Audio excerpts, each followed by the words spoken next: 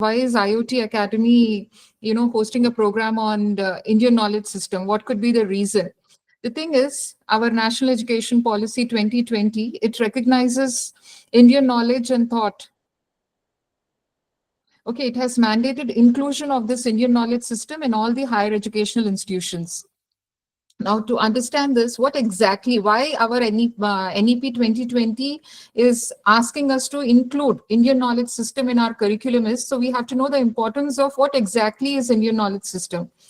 Indian knowledge system, which is generally known as IKS, it refers to the collective body of knowledge, wisdom.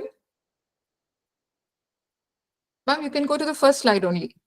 First slide, yeah, introductory slide. It refers to the collective body of knowledge, wisdom, and practices that, originated long time back in Indian subcontinent, which encompasses, the various aspects of life, like philosophy and spirituality, science and technology, art and culture, social sciences. So when it comes to philosophy and spirituality, we have Vedanta, yoga, Buddhism, Jainism, Sikhism. Under science and technology, we have Ayurveda, that's traditional medicine, Jyotish Shastra, that is astrology, Ganita, that is mathematics, Rasayana, alchemy, Vastu Shastra, architecture. Okay, so all these things, what we want to say, that all these things existed since long time back in our ancient text. Okay, but right now we have nowhere included these ancient texts into our curriculum, either at school level or at college level.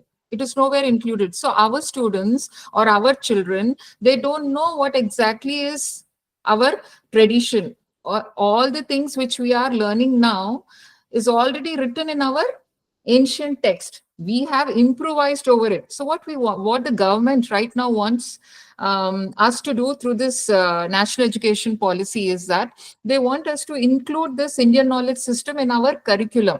So the moment we include this Indian knowledge system in our curriculum, our students, our own children get to know about our ancient texts. So whatever new innovations that are happening in today's world, the basics originated from our ancient texts. So our children will get to know the rich tradition of our country. See, all the basics are from India.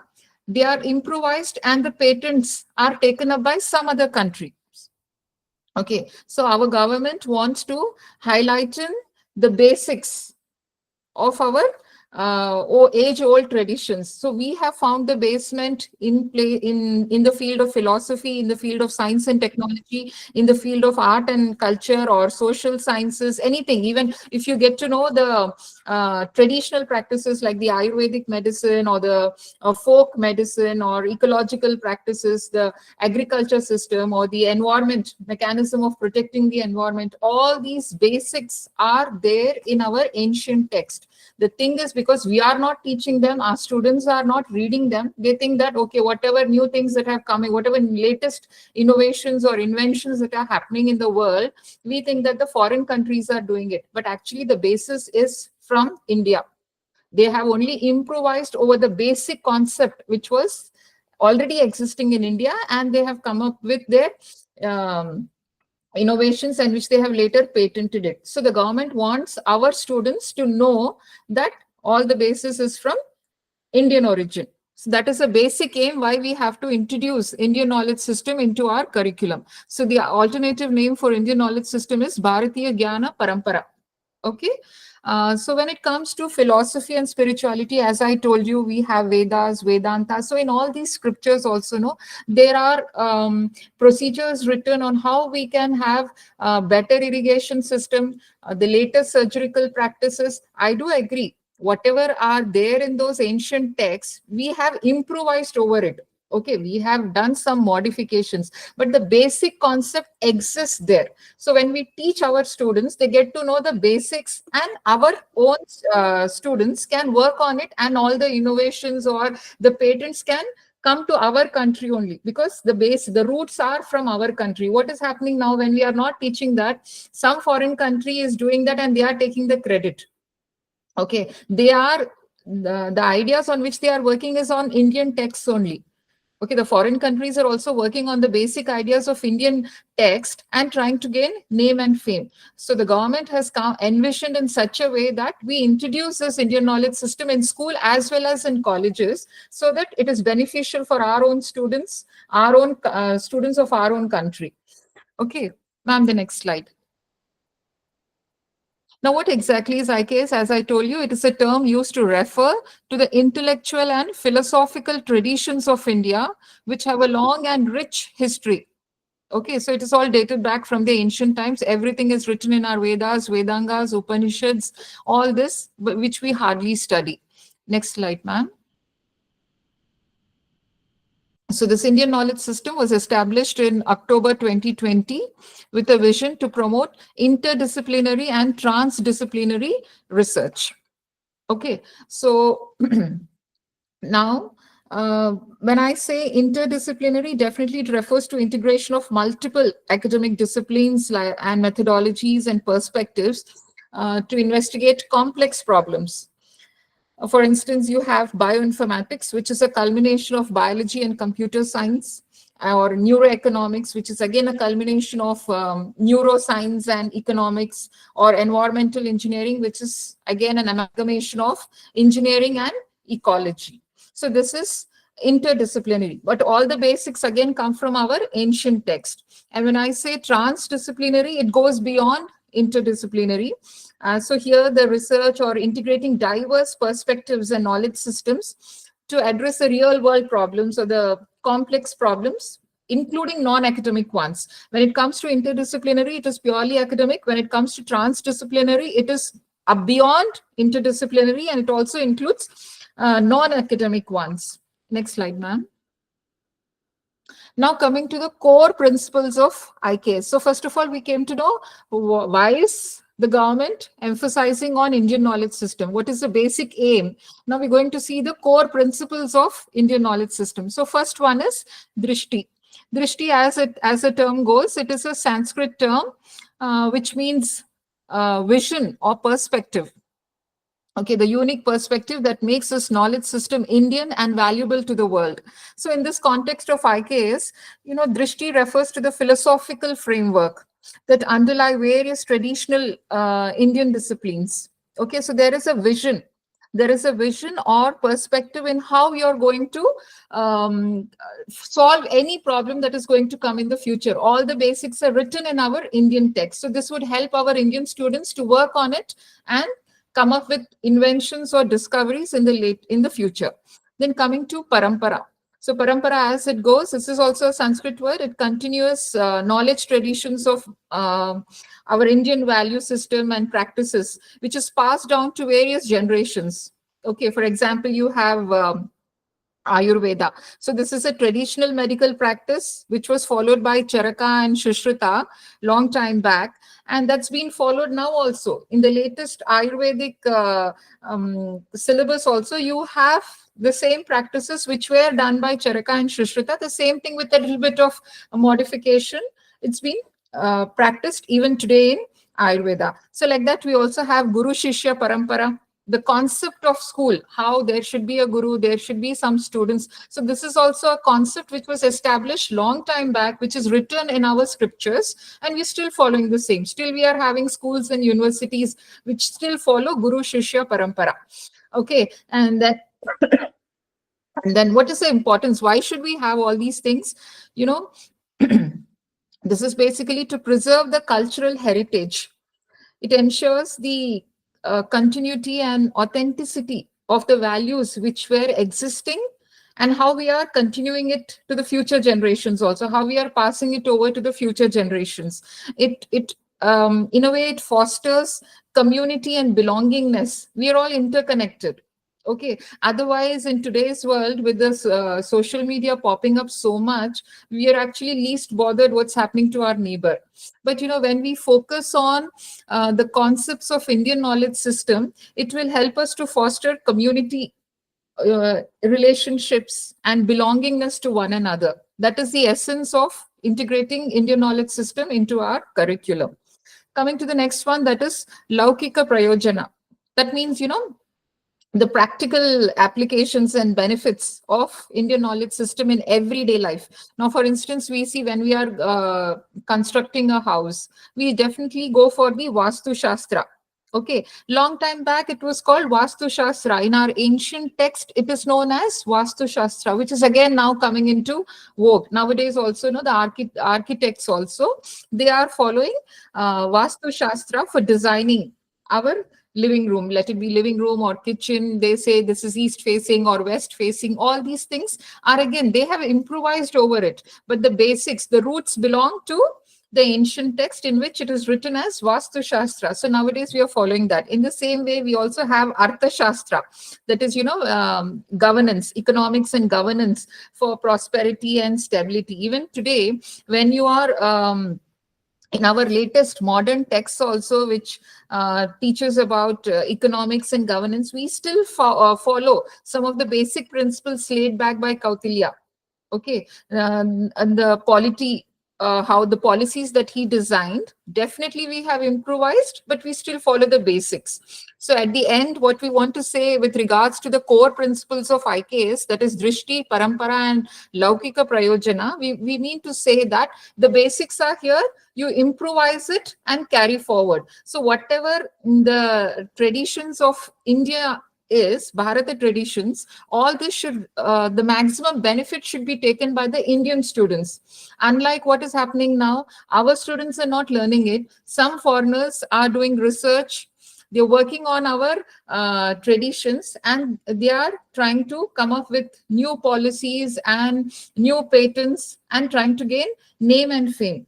So the government doesn't want this. The government is, facilitating the students both at school and college level to have a complete knowledge on Indian knowledge system, so that we can use it in terms of research, in terms of framing policies in various fields wherever we can.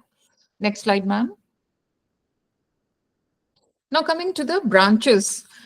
So here you can see since long time. So this is a picture which shows, you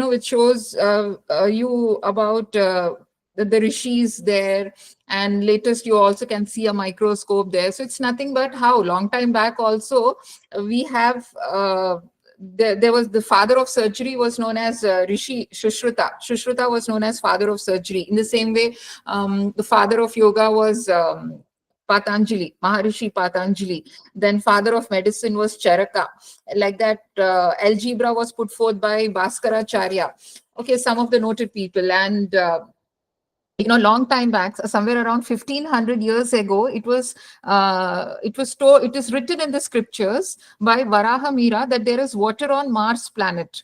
Okay, but now whenever we see any research publication, our children, our today's generation thinks that it is something done by NASA.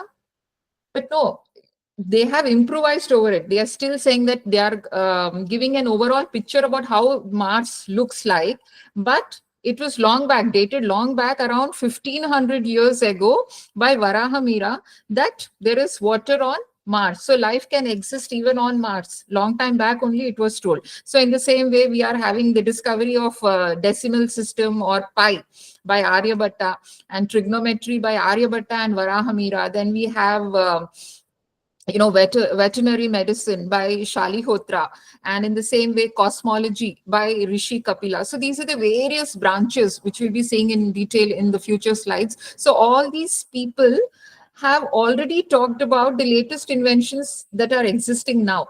Okay, but we don't know because we didn't read the text. So now when it is being made mandatory by the government to be included in our curriculum, so we'll come to know how rich and how fortunate we are to be born in a country like India, where where all these concepts already exist, and we can just put our mind, work upon it, and refine it, and get the credit. Okay, next slide, ma'am. Now coming to the nature, what exactly is the nature of Indian knowledge system? So it is holistic. So overall development, it integrates physical, spiritual, and social aspects. Then moving on to community-based, so shared knowledge and practices. So now you see here, we have the social and cultural traditions. Like you have, for instance, if I can take joint family system. So it's coming since then. Since then, the joint family system is exist.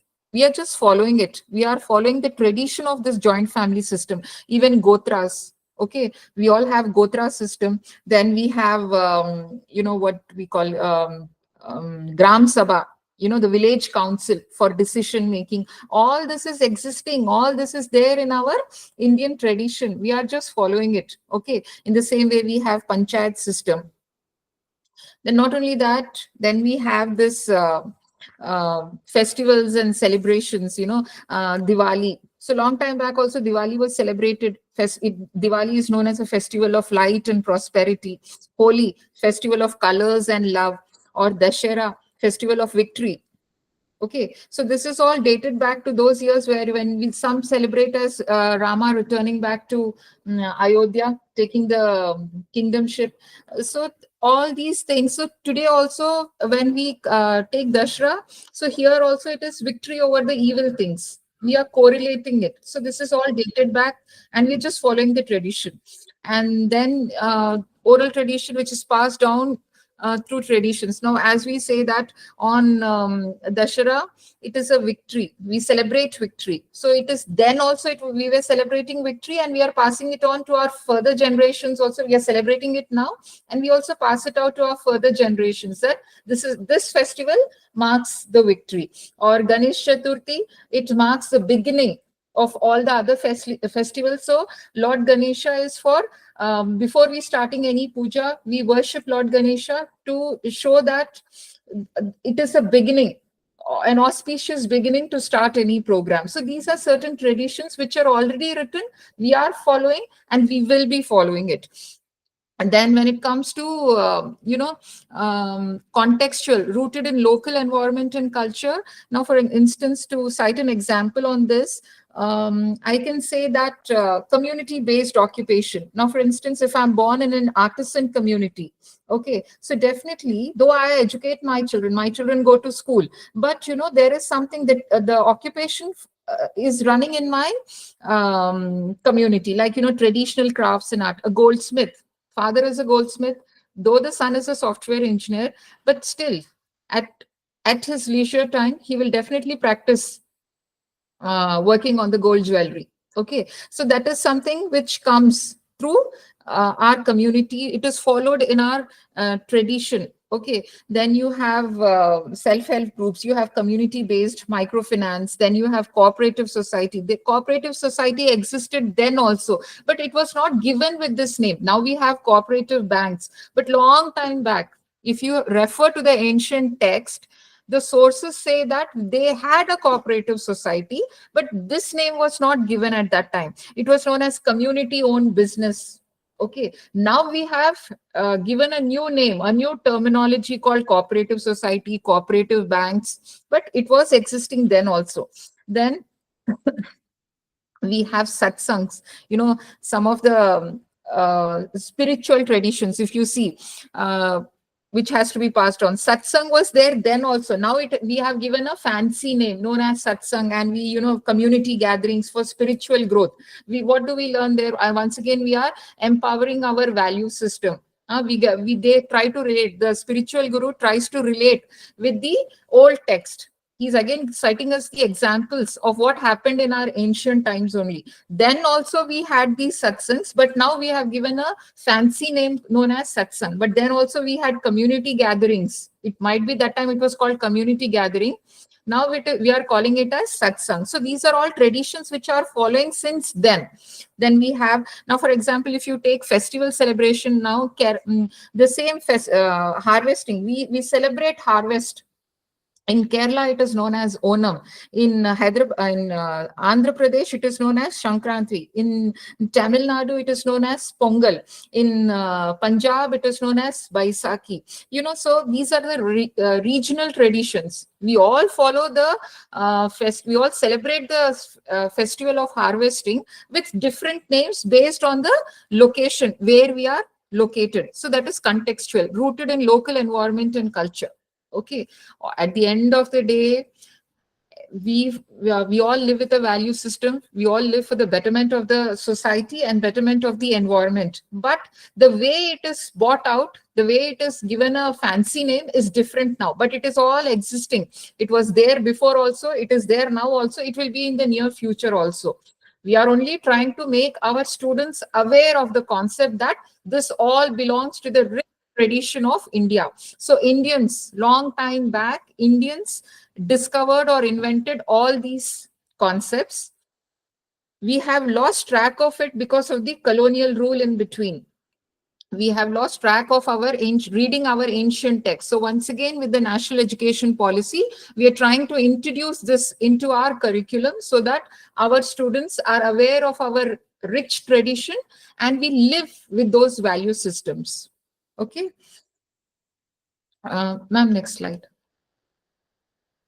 Coming to the structure. So the nature and structure actually goes hand in hand. So when it comes to cosmology, understanding of universe and creation, so, the live example, what you can see is that not Ashoka Pillar, what do you call that? Konark Temple. Okay, the sundial of this Konark Temple. Okay, what do we see there? How that, based on the shadow, based on the length of the shadow, long time back also, no one had done, BTech architecture at that time. But it is written in our ancient texts how people used to find out the time based on the length of the shadow. Based on the length of the shadow, people used to tell us the time. So this Konark Temple, the sundial of this Konark Temple is a very live example. The sundial at Konark Temple, it is somewhere around this invention of this sundial is somewhere around 300 BCs. Okay, and it tells about the sunlight over there. It enters through a small hole, and the shadow indicates the time of the day. The sundial is calibrated to show time in 1/4 hour intervals, it is very accurate to within 1 or 2 minutes. It shows its accuracy within 1 to 2 minutes. At that time itself, long time back, somewhere around 300 BC only, it takes into account the latitude and longitude of Konark. Okay, so it is one of the oldest and most accurate sundials in the world. So at that time, there was no BTech architecture, but then also the way of understanding the universe was so strong. And all this is recorded in our ancient history, which we forget to read. Okay, then coming to spirituality, beliefs and practices connecting humans to nature. So nowadays, we all just tell it that it is a superstitious belief, but it's not like that. It's not like that. So whatever we practice then, how can now, for instance, women wearing bindi, or women wearing bichwa, that is a toe ring. All these things are related to the well-being. It all relates to the acupuncture points in our body. It relates to the well-being of the human body. Okay, and it with regards to the moonlight, how there are tides happening in the water bodies and how it is related to our mental well-being. So nowadays we just say, oh, during Amavasya or Purnima, people have mental disturbances. But there is a scientific reason for this. And this scientific reason was deduced long time back by our rishis and munis. And all this is documented in the manuscripts of our ancient text. Okay, so most of us may not understand the Pali Prakrit language or Sanskrit language also. Most of us may not know, except of some of our generation will definitely know, because we had Sanskrit as one of our languages. But nowadays students are selecting French, German, because they want to go and work abroad. So people are no longer taking Indian languages. So what's happening? They really don't know to read the ancient text. So, but now what we are doing is, we're trying this IKS cell. The Ministry of Education has an IKS page on the website. IKS cell is established, wherein simplified version of all these traditions are for the display. There are documentaries, how the irrigation system was long time back. The same thing. Even today, we have the same traditional method of irrigation with minor improvements.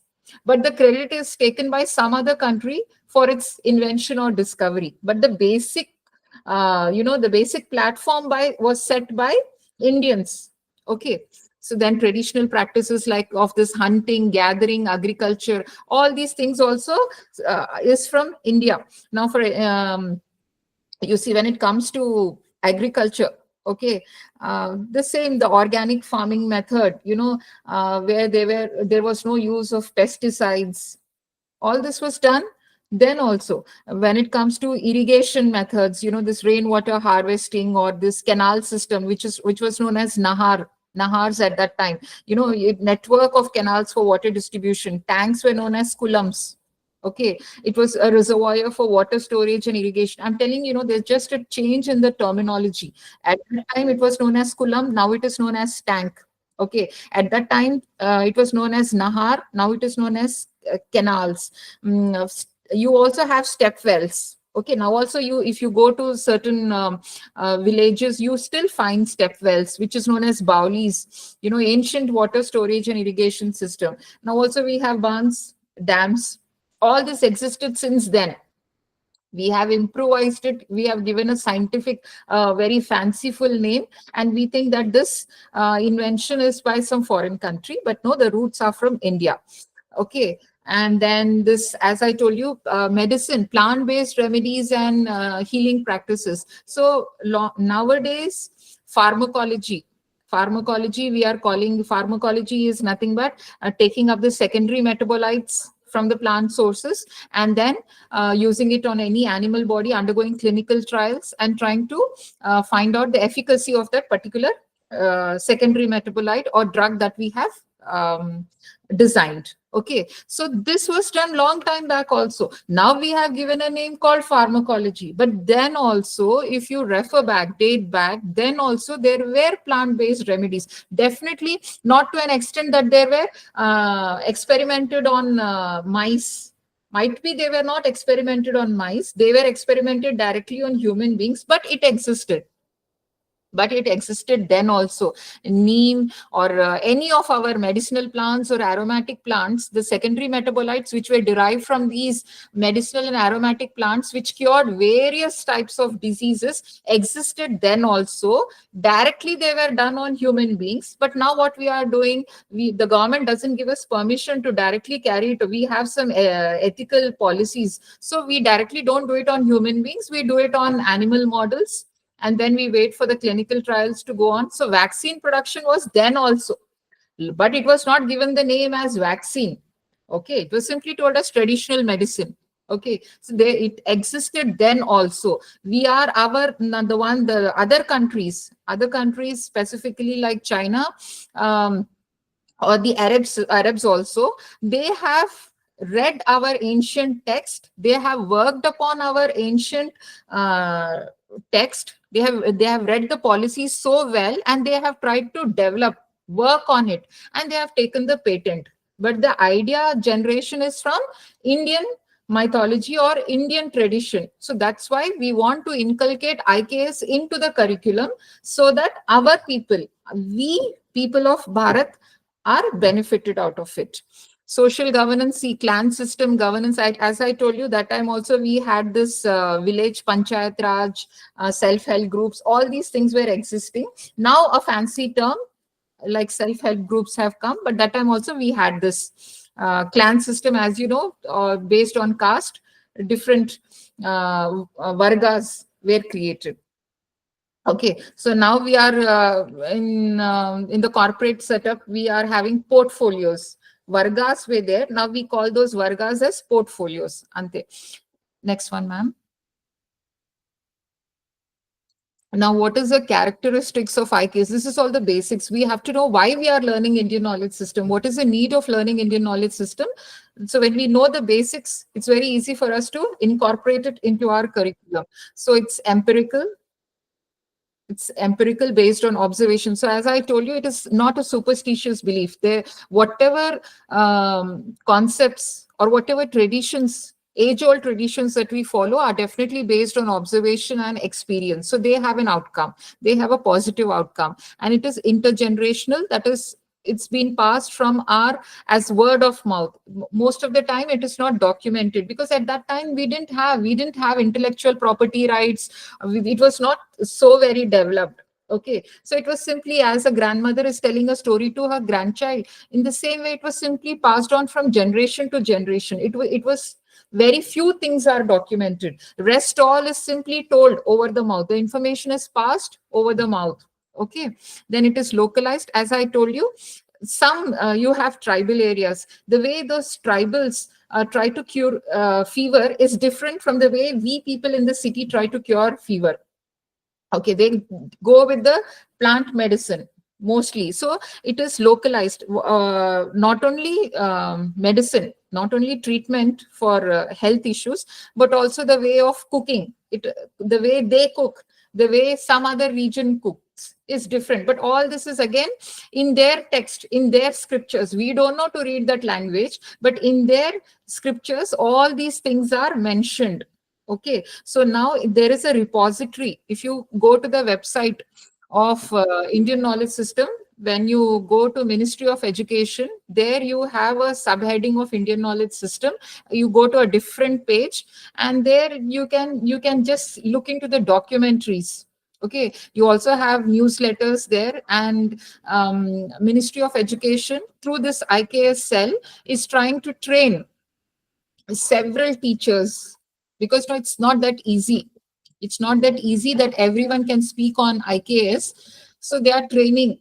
Once in a year, they call out for people who are interested to learn about Indian knowledge system, and then they give 6 days of training so that we disseminate this knowledge to various others. We come back to our respective schools or colleges and try to inculcate IKS in our curriculum and try to train the other teachers. And there was also an option for writing projects, applying for projects in Indian knowledge system. So actually, whatever we are following now, everything dates back to Indian knowledge system. So we can always connect with it and write. So once if you go to the website, you will have a clarity on what exactly is Indian knowledge system and how we can inculcate in this modern education. Adaptive response to environmental changes. Okay, now with this, climate change, how we have to sustain climate change, all this preventive measures are already written, dated back in our manuscripts. We are not reading. So right now what we are doing, we are reading from there and improvising over it and trying to write a new research paper. But the basics are there. And resilient, endures despite external pressures. So whatever, there is a solution for every problem. In one word, what I can say that our scriptures have such beautiful concepts stored with them, that they have anticipated the problem and they have already written the cure for it. They know what exactly is going to happen and how we have to overcome it. That is already written there. The delay is that we are not reading the text. Next one, ma'am. Importance of IKS. Importance of IKS is, it preserves biodiversity. Okay, that's quite evident because it's all interlinked. It's all interlinked, though we are spread into different communities, but at the end of the day, the outcome is one. Though it is told in various other languages, the solution is one. So it preserves biodiversity and it promotes eco-friendly practices. So I'm going to share some of the eco-friendly practices in the coming slides. And cultural preservation, because we try to preserve our value system. So definitely there is, preservation of culture. And innovation inspires modern solutions because the basics are there. We can work upon it. Based on the required trend, we can work upon it so that we get modern solutions. They have written to what they can expect. Long time back, our sadhus or maharishis, munis, they have written anticipating the problem. So we can work on those problems. We can improvise over it and suit it according to the problems that we are facing now.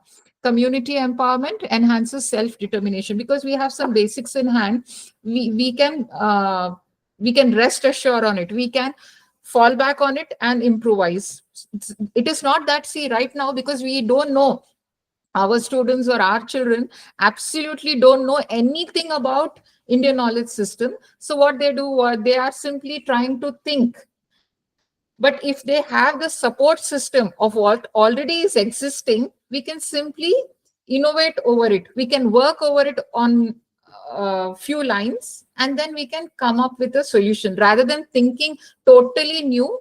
If there is something existing, we can work on it and try to purify it or try to improvise it and come forward. That's what the foreign countries are doing and trying to gain credit.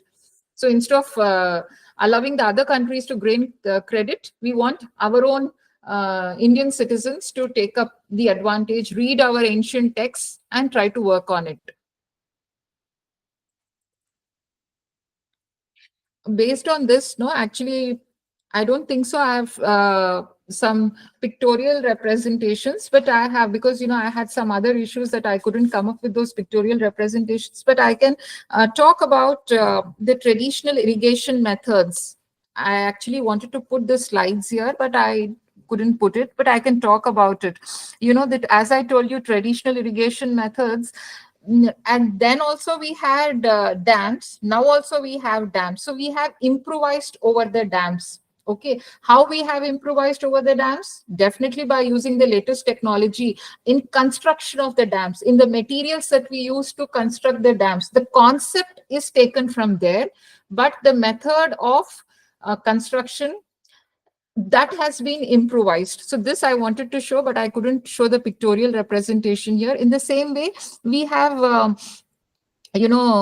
Kautilya's Arthashastra, which actually this Kautilya's Arthashastra, it dates back to 4th BC.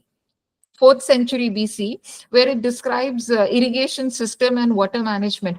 Right now, if you refer that Kautilya's Arthashastra and right now the water management procedures, more or less the same.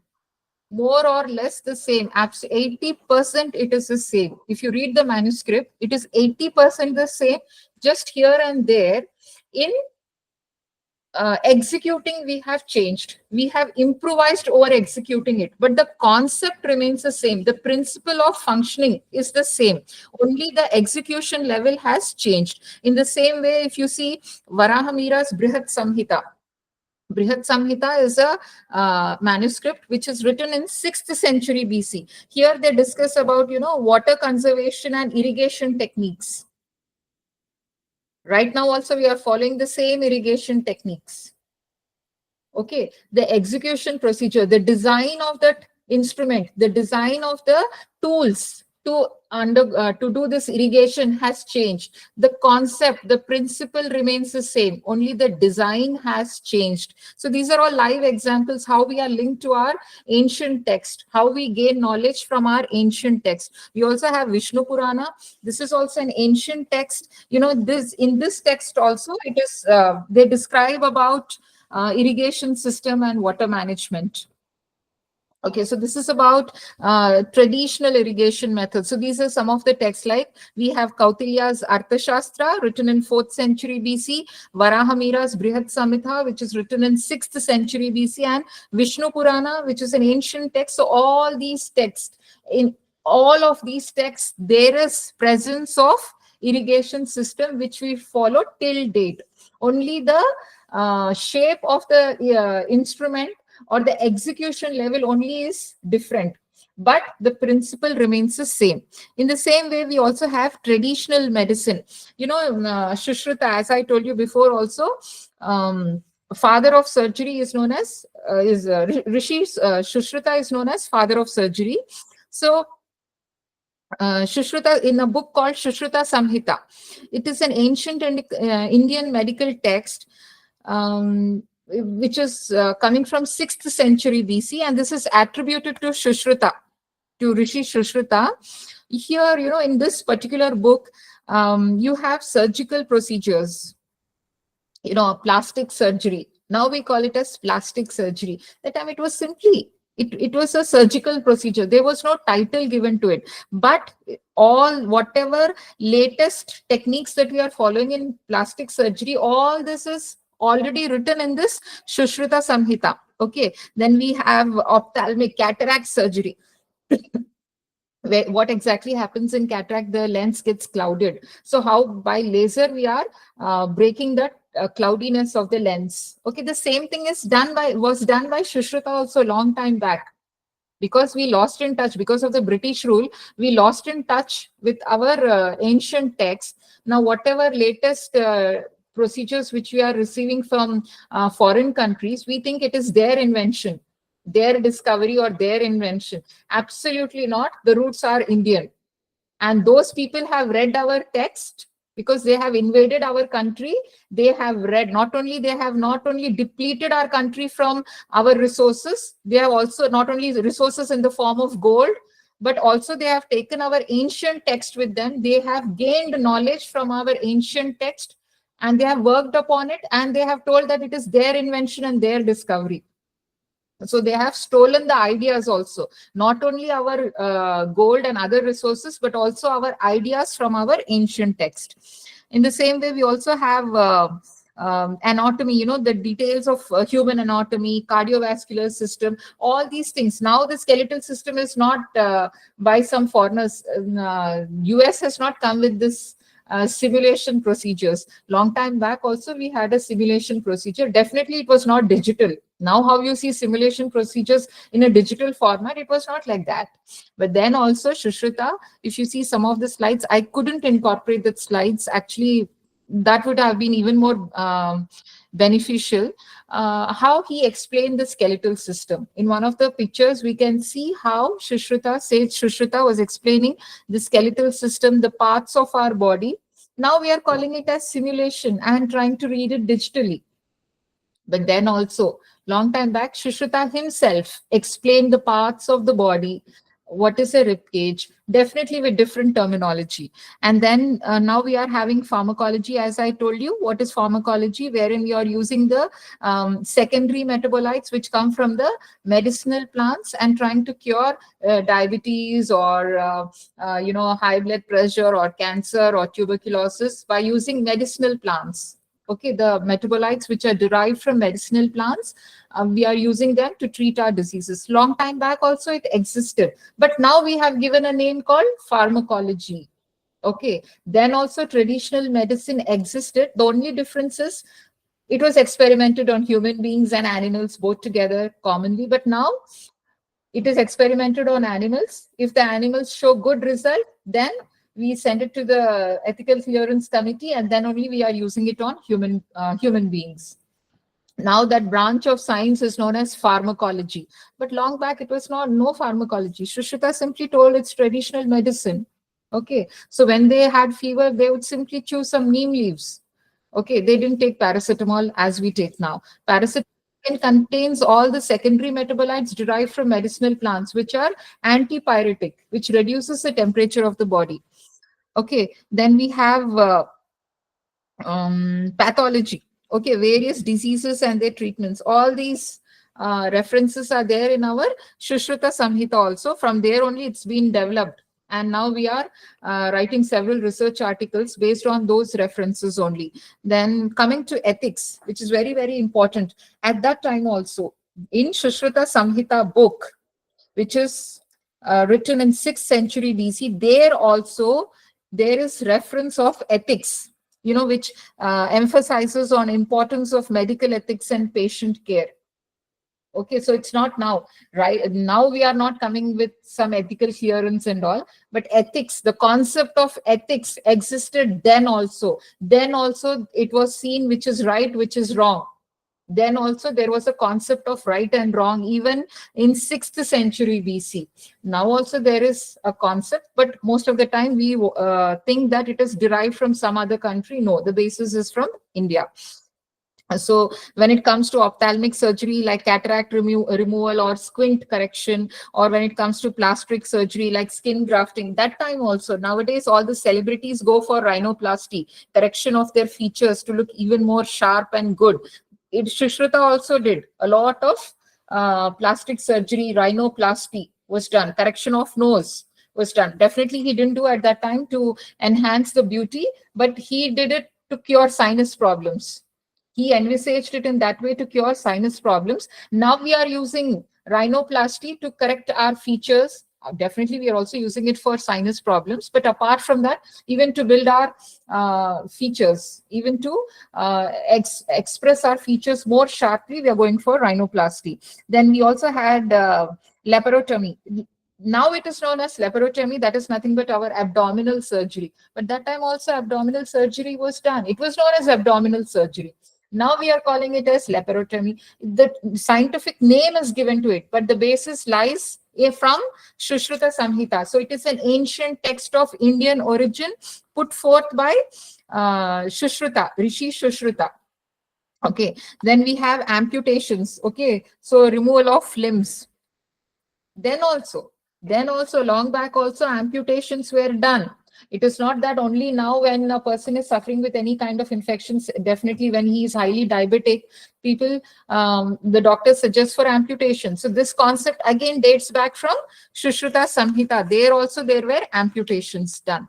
Then we also have, so this in terms of traditional medicine, I'm trying to help you out with examples, how we are relating our ancient text to modern knowledge. Then we also coming to perfumery, the scent that we use, the perfumes that we use now. This is also dating back to our ancient text. In our ancient India, somewhere in Vedic period of 1500 BC, perfumes are mentioned in Ayurvedic text, how the perfume is prepared. Okay, what are the ingredients used? The essential oils, like the oil coming from rose, lavender, or sandalwood or cinnamon. Okay, or sometimes from the aromatic plants, sometimes from spices, sometimes from resins like pine, fir, cedarwood. From all these, how we are trying to take the ingredients from these sources and preparing perfumes. So attar of rose based perfume, there is a mention of rose attar in our ancient text. Now we have improvised over it and we call it as a perfume. Even more improvised version, deodorant. Okay, a solid scent. Now the latest one is solid scent. We had liquid perfumes. Now we are having solid scent. Okay, so that it stays for longer period of time. So all these things, when it comes to dyes, okay, coloring, dye. The dye, that time also, from the natural sources, the colors were taken and prepared. And all these references are there in our text. And now we are giving a new name. That time it was not called dye. Now it is called dye. That time it was simply as a coloring agent. But now we have given a proper name. So we are improvising. But that name is not given by us. That name is given by the country which read these ancient texts and came up with it. So the basic concept, at the end of the day, the basic concept is that whatever inventions or discoveries are happening, it all dates back to our ancient times from our ancient text. That is the ultimate statement. That is the reason it is always good that we fall back or we read our ancient text so that we get to know what exactly existed and how we are improvising over it and moving forward. That is the main concept. That's why it is necessary or mandatory that we learn what exactly happened long time back. Next slide. See, what are the challenges faced? Why we have this break? Why, what was exist? Suppose we didn't have this British rule in between. They ruled us for a longer period of time, no? So when they ruled us for a longer period of time, we lost the concept of Sanskrit language. Otherwise, we would not know English. So colonialism and cultural suppression, globalization and urbanization, all these things were brought by them only. The foreigners invaded India for such a long period of time that we thought that their way of living became our way of living. We lost in touch with our traditions. Climate change and environmental degradation, we got polluted with the ideas that they didn't know. Actually, to be frank, we have a very rich tradition. If at all, it was known as Sone ki Chidiya. Long time back, our country, Bharat Desh, was known as Sone ki Chidiya. And that means it was so pure, not only in terms of resources, in terms of knowledge, not only in terms of, the minerals or materials found, also in terms of knowledge. We were so pure. We lost everything. And intellectual prop the concept of intellectual property rights, it came with them. They bought this concept, means, patenting, copyrights, owning the invention or discovery. This concept was bought by them, so this led to a competition. They stole our ideas and they patented it as if it was their own idea. So when we have to use that particular concept, we have to pay to use that concept, but actually that concept belongs to us. So that's why the government says that when we introduce Indian knowledge system into the curriculum, right from the school till the college level, the student knows, the student understands what are our basics, what is our value system, why certain thing is done in such a way, why we have to sleep in the night, work in the morning. Unlike the BPO culture, wherein we are working in the nights and sleeping in the morning, which is disturbing our circadian rhythm, our biological cycle, all these things, there are certain. So when we read this ancient text, we try to understand the way of living, the concept of living in a true way. We are simply existing now. Whatever policies were adopted when Britishers are there, we're still following the same thing. It is off late. It is for the past 5, 6 years that we have started living on our own. And for a proper living, to truly understand what an Bharatiya citizen should exist, it is important that we know about Indian knowledge system. That is the basics. So, we will know the right way of living instead of falling prey to this foreign culture with the social media popping up so much. We are ruining ourselves. Our youngsters are really ruining themselves, where they don't understand what's right, what's wrong. So in case, like, we had moral values, moral education when we were studying, we had moral education. Now we are having value education in schools and colleges. Moral science was there, now we are having value education. So no, when we introduce this Indian knowledge system, it is beneficial for the proper students. No, not necessary that they discover or invent something, but at least they will understand how to lead life. What is value system? We bring them up with good value system, then all the atrocities, like this, falling into bad habits or robbery, or the culture of criticizing people based on the clothes that they wear, or the concept of falling into bad habits, substance abuse or drugs, or rape, all this culture, this kind of things will come to a halt when we teach our students the right value system. What is right, what is wrong, that has to be inculcated. In order to inculcate that, they have to know what is Indian knowledge system, because it's rich. Indian knowledge system is rich with traditions. So when our students understand those traditions, they will definitely understand, whenever they're doing anything, they will definitely know whether it is right or wrong, what is right, what is wrong, and how to execute it. The right way of living. They will understand the right way of living. Before we earn money, we have to know how to lead life. We're all existing. Let us live life with right values. That is the main concept of introducing Indian knowledge system into our curriculum, both in school as well as higher education. Next slide, ma'am. That's it. Thank you. I'm open for discussion.